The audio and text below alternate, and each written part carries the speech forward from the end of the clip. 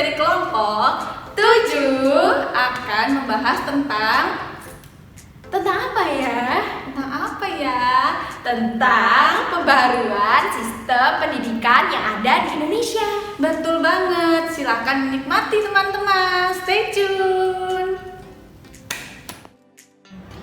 Halo teman-teman, perkenalkan nama aku Zada Jessica Faustina. Di sini saya akan menjelaskan tentang sejarah pendidikan di Indonesia. Ada era kolonial. Pada era ini, pendidikan rakyat diberikan hanya untuk memenuhi kebutuhan dasar penguasa kolonial.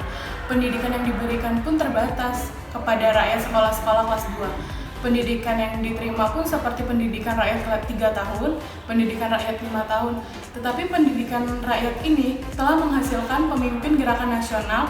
Pemimpin gerakan nasional Indonesia kebanyakan memperoleh pendidikan di sekolah-sekolah kolonial, bahkan ada yang melanjutkan ke universitas terkenal di Eropa. Adapun masalah yang dihadapi Indonesia seperti kekurangan kesempatan yang sama untuk seluruh anak bangsa.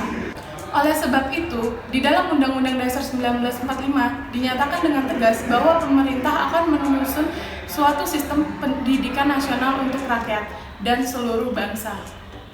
Yang kedua, ada era Orde Lama. Pada masa era Orde Lama, sudah mulai diadakan ujian-ujian negara yang terpusat dalam sistem kolonial, yang serba ketat, tetapi tetap jujur dan mempertahankan kualitas. Kebijaksanaan yang diambil pada Orde Lama dalam bidang pendidikan tinggi yaitu mendirikan universitas seperti UI, IPB, ITB, dan UGM. Yang keempat, ada era reformasi. Sistem pendidikan nasional di era reformasi yang diatur dalam Undang-Undang Nomor 20 Tahun 2003 yang diuraikan dalam indikator-indikator akan keberhasilan dan kegagalannya. Maka, lahirlah Peraturan Pemerintah Nomor 19 Tahun 2005 tentang Standar Nasional Pendidikan yang kemudian dijelaskan dalam Perdiknas Republik Indonesia. Kalau kita mengamati pendidikan Indonesia, kita akan menemukan fenomena dan indikasi yang sangat tidak kondusif untuk mewujudkan Indonesia menjadi negara maju dalam bidang pendidikan, apalagi bidang ekonomi. Halo semuanya, nama saya Timulis Farika. Di sini saya akan menjelaskan tentang tujuan pembaharuan pendidikan di Indonesia. Yang pertama, lebih meratanya pelayanan pendidikan. Yang kedua, lebih serasinya kegiatan belajar dengan tujuan. Yang ketiga, lebih efisien dan ekonomisnya pendidikan. Yang keempat, lebih efektif dan efisiennya sistem penyajian. Yang kelima, lebih lancar dan sempurnanya sistem informasi kebijakan. Yang keenam, lebih dihargainya umur kebudayaan nasional. Yang ketujuh, lebih kokohnya kesadaran identitas dan kesadaran nasional. Yang kedelapan, tumbuhnya masyarakat gemar belajar. Yang kesembilan, tersebarnya paket pendidikan yang memikat, mudah dicerna, dan mudah diperoleh. Dan yang terakhir, meluasnya kesempatan kerja. Halo teman-teman, nama saya Yudita. Saya akan menjelaskan penyebab pendidikan sekarang ini yang menghadapi tantangan dan persoalan, yaitu yang pertama, penyebab yang pertama yaitu bertambahnya jumlah penduduk yang sangat cepat sekaligus bertambahnya keinginan masyarakat untuk mendapatkan pendidikan yang secara kumulatif untuk menuntut tersedianya sarana pendidikan yang memadai. Dan yang kedua, berkembangnya ilmu pengetahuan yang modern menghendaki dasar-dasar pendidikan yang kokoh dan penguasaan kemampuan yang terus-menerus demikian menuntut pendidikan lebih lama sesuai dengan konsep pendidikan seumur hidup. Yang ketiga, berkembangnya teknologi yang mempermudah manusia dalam menguasai dan memanfaatkan alam dan lingkungannya, tetapi seringkali ditangani sebagai suatu ancaman terhadap kelestarian peranan manusiawi. Yang keempat, sumber-sumber yang semakin terbatas dan belum dimanfaatkan sumber yang ada secara efektif dan efisien. Yang kelima, sistem pendidikan yang masih lemah dengan tujuan yang masih kurang jelas dan kurikulumnya yang belum serasi, relevan, suasana yang belum menarik, dan sebagainya. Yang keenam, pengelolaan pendidikan yang belum maju dan mantap dalam perubahan dan tuntunan keadaan, baik masa lalu, masa sekarang, maupun masa yang akan datang. Yang ketujuh, masih belum jelasnya dan belum mantapnya konsepsi pendidikan dan interpretasinya dalam praktek. Hai semuanya. semuanya, saya Yohana Yustanti. Di sini saya akan menjelaskan tentang proses-proses dari pembaharuan pendidikan. Jadi, timbulnya pembaharuan pendidikan disebabkan oleh adanya persoalan dan tantangan seperti yang sudah disebutkan di presentasi sebelumnya. Kemajuan teknologi yang kita kenal atau kita pakai hingga sekarang ini merupakan hasil suatu proses pembaharuan. Nah, proses pembaharuan tersebut melalui beberapa tahapan-tahapan. Yang pertama adalah invention. Invention dalam bahasa Indonesia disebut dengan penemuan. Invention sendiri meliputi penemuan-penemuan atau penciptaan tentang suatu hal yang baru. Invention biasanya merupakan adaptasi dari apa yang telah ada, kemudian kita adaptasi lagi menjadi suatu penemuan yang baru. Akan tetapi, pembaharuan yang terjadi dalam pendidikan kadang-kadang menggambarkan suatu hasil yang sangat berbeda dengan yang terjadi sebelumnya. Yang kedua adalah development atau pengembangan.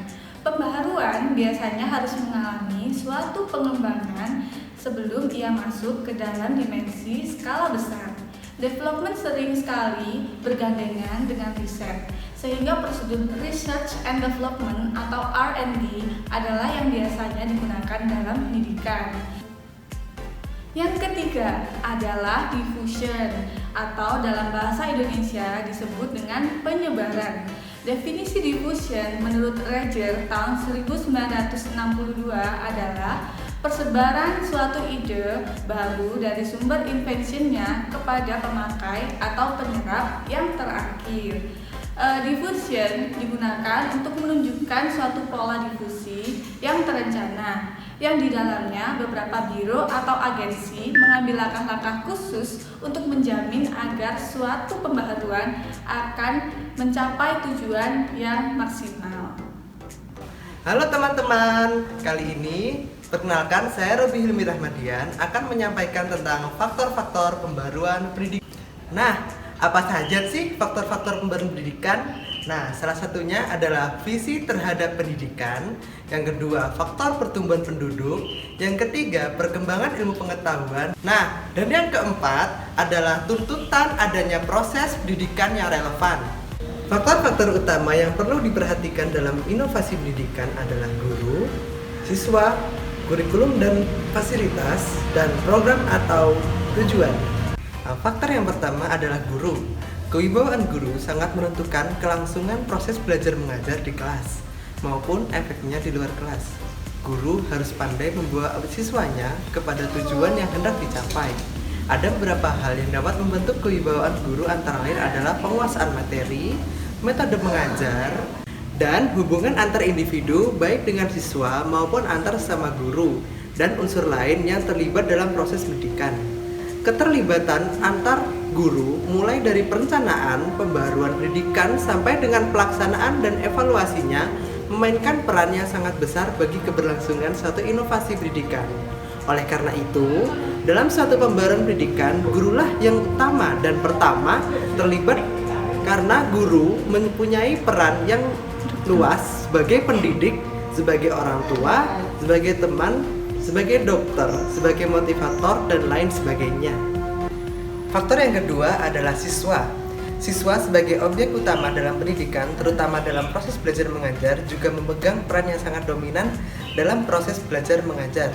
Siswa dapat menentukan keberhasilan belajar melalui penggunaan inteligensia, daya motorik, pengalaman, kemauan, dan komitmen yang timbul dalam diri mereka tanpa ada paksaan. Hal ini bisa terjadi apabila siswa juga dilibatkan dalam proses perubahan dan pembaruan pendidikan, walaupun hanya dengan mengenalkan kepada mereka tujuan daripada perubahan itu mulai dari perencanaan sampai pelaksanaan, sehingga apa yang mereka lakukan merupakan tanggung jawab bersama yang harus dilaksanakan dengan konsekuen. Peran siswa dalam pembaruan pendidikan sebagai penerima pelajaran, memberi materi pelajaran pada sesama temannya, petunjuk, dan bahkan sebagai tentor sebaya. Faktor yang ketiga adalah kurikulum. Kurikulum sekolah dianggap sebagai bagian yang tidak dapat dipisahkan dalam proses belajar mengajar di sekolah.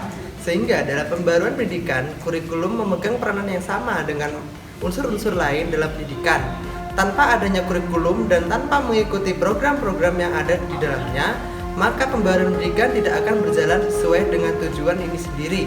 Dan faktor yang keempat adalah fasilitas. Dalam pembaruan pendidikan, tentu saja fasilitas merupakan hal yang ikut mempengaruhi kelangsungan pembaruan yang akan diterapkan. Tanpa adanya fasilitas, maka pelaksanaan pendidikan akan dipastikan tidak akan berjalan dengan baik. Fasilitas, terutama fasilitas belajar mengajar, merupakan hal yang esensial dalam mengadakan perubahan dan pembaruan pendidikan. Oleh karena itu, jika dalam menerapkan suatu inovasi pendidikan, fasilitas perlu diperhatikan. Misalnya, ketersediaan gedung sekolah, bangku, meja, dan sebagainya. Dan faktor yang kelima atau faktor yang terakhir adalah lingkup sosial masyarakat. Masyarakat secara tidak langsung terlibat dalam pendidikan, sebab apa yang ingin dilakukan dalam pendidikan sebenarnya mengubah masyarakat jadi lebih baik, terutama masyarakat di mana peserta didik itu berasal. Tanpa melibatkan masyarakat sekitarnya, pembaruan pendidikan tentu akan terganggu, bahkan bisa merusak apabila mereka tidak diberitahu atau dilibatkan. Thanks for watching.